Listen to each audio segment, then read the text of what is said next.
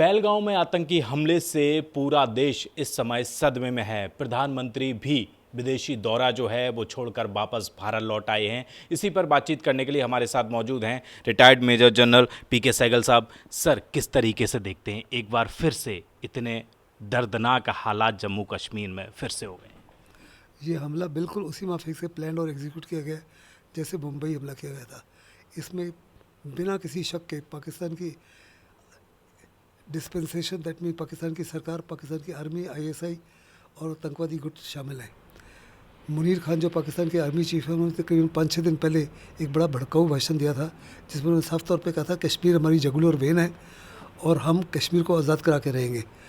लेकिन वो ये भूल रहे हैं कि वास्तव में पाकिस्तान ऑक्यूपाइड कश्मीर के लोग जो हैं वो परेशान हैं। वो चाहते हैं पाकिस्तान से आज़ादी, ना कि हिंदुस्तान के कश्मीरी। ये हमला जो है बड़ा दर्दनीय हमला है। ये दो बहुत बड़े टारगेट्स को इसने अटैक किया है। हिंदुस्तान की सबसे बड़ी ताकत है इसकी डाइवर्सिटी। तो ये हमला हिंदुस्तान की एकता, अखंडता और डाइवर्सिटी को हुआ है। उन्होंने चुन चुन के हिंदुओं को मारा, ना कि मुसलमानों को। ये कोशिश करने के लिए कि हिंदू मुस्लिम डिवाइड जो है कश्मीर में और रेस्ट ऑफ द कंट्री में और उबले। लेकिन परिणाम उल्टे होंगे।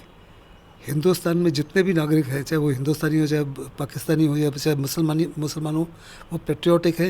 वो पाकिस्तान के झांसे में किसी प्रकार से नहीं पड़ने वाले। दूसरा बहुत बड़ा हमला हुआ है कश्मीर की लाइफ लाइन, जो टूरिज़्म में कश्मीर की लाइफ लाइन है। बहुत बड़े पैमाने पर टूरिस्ट आना शुरू हुए थे।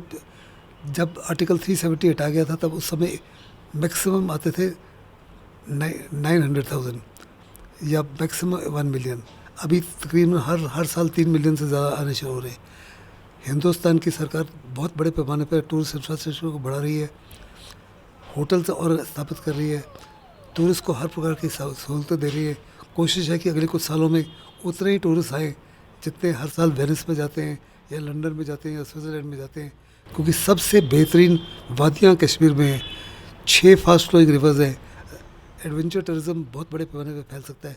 कश्मीर का केसर दुनिया भर में मशहूर है, कश्मीर का फल दुनिया भर में मशहूर है, कश्मीर का हैंडीक्राफ्ट बड़े। पाकिस्तान इससे बहुत ज़बरदस्त बुखला गया था। लेकिन उन्होंने बहुत गलती की। बजाय सिक्योरिटी फोर्स को हमला करने के लिए उन्होंने इनोसेंट टूरिस्ट को ऊपर हमला किया। ये स्थान जिसके ऊपर हमला हुआ, यकीनन ये पाकिस्तान की आईएसआई ने चुना हुआ। ये ऐसा स्थान है जहाँ पे आसानी से आप पहुँच नहीं सकते। कच्ची सड़कें, या तो पैदल जाना पड़ता है या टट्टुओं से पोनी से जाना पड़ता है। और जो रेस्क्यू ऑपरेशन है उसमें जल्द से जल्द सिक्योरिटी फोर्स की कार्रवाई नहीं कर सकते। यकीनन उसको हर प्रकार से लोकल सपोर्ट मिला था, क्योंकि लोकल सपोर्ट के बिना ये एक्शन संभव नहीं था। 3-4 बहुत बड़ी खामियां थी हिंदुस्तान की तरफ से जिसका पाकिस्तान ने फ़ायदा उठाया। जब गलवार में ऑपरेशन हुआ तो हमने जो वैली के अंदर यूनिफॉर्म फोर्स थी आरआर की, जिसमें तकरीबन 20-25 हज़ार फौजी थे, उसको शिफ्ट कर दिया। बड़े पैमाने पर सिक्योरिटी ग्रिड कमज़ोर हो गया, जिसको आज तक प्लग नहीं कर सके।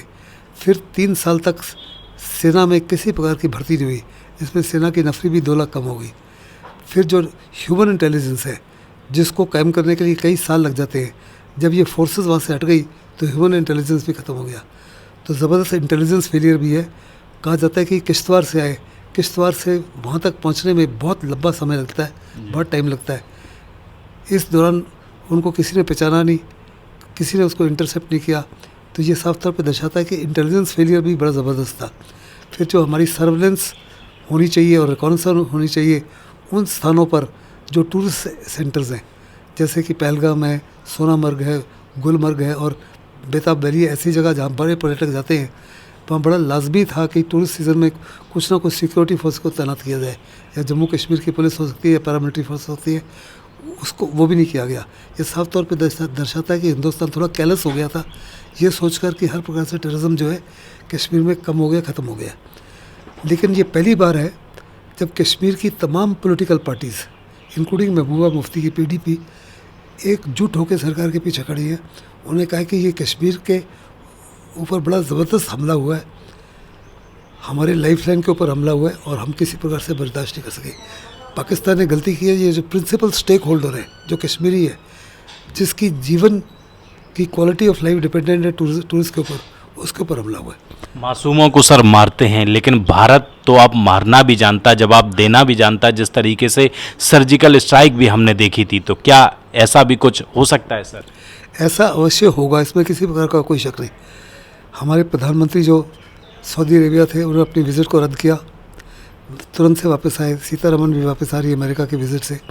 CCS की मीटिंग हो रही है आज 11 बजे, जिसमें तय किया जाएगा कि पाकिस्तान के खिलाफ किस माफी की कार्रवाई करनी है। हमारे पास बड़ी ऑप्शंस है, पॉलिटिकल ऑप्शन है, डिप्लोमेटिक ऑप्शन है, इकोनॉमिक ऑप्शन है, मिलिट्री ऑप्शन है।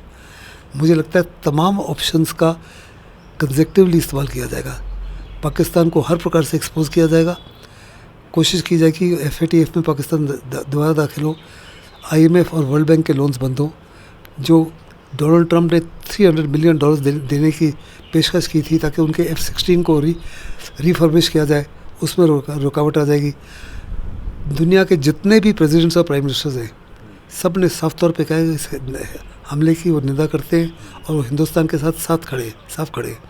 और ट्रंप ने तो यहाँ तक कह दिया है कि आप जो भी कार्रवाई करना चाहेंगे, अमेरिका का सपोर्ट आपको मिलेगा। पुतिन ने भी इसे माफ़ी की स्टेटमेंट दी है, खमेनी ने भी इसे माफ़ी दी है, सलमान ने भी इसे माफ़ी दी है।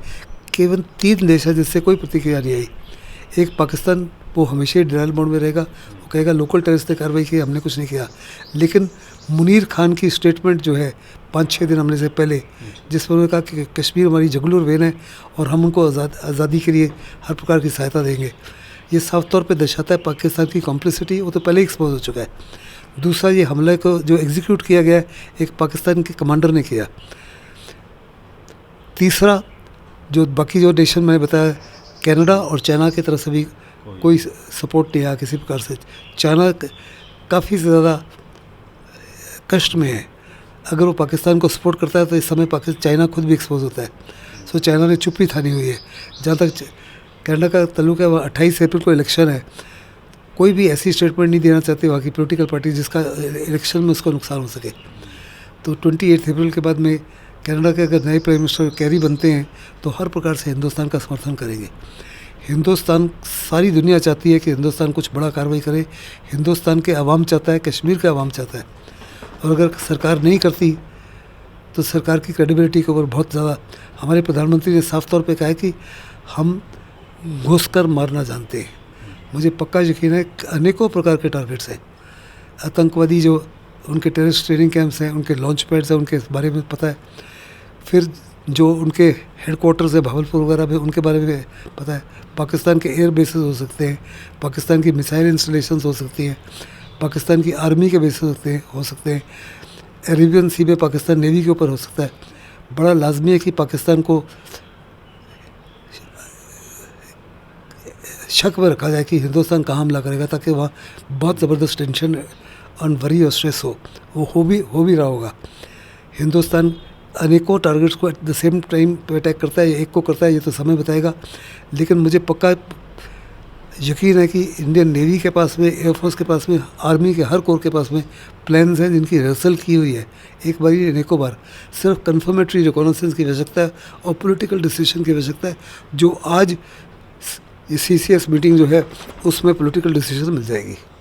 पहलगांव में सर जिस तरीके से देखा गया, अमित शाह कल वहां पर पहुंच गए हैं। लगातार वहां पे सिचुएशन देखी जा रही है और लगातार प्रधानमंत्री भी लौट कर आ गए, तो मीटिंग का दौर फिर से चल रहा है। तो क्या लगता है आने वाले समय में कुछ ऐसा सबक सिखाया जाए जिससे पाकिस्तान बिल्कुल ही ढेर हो जाए?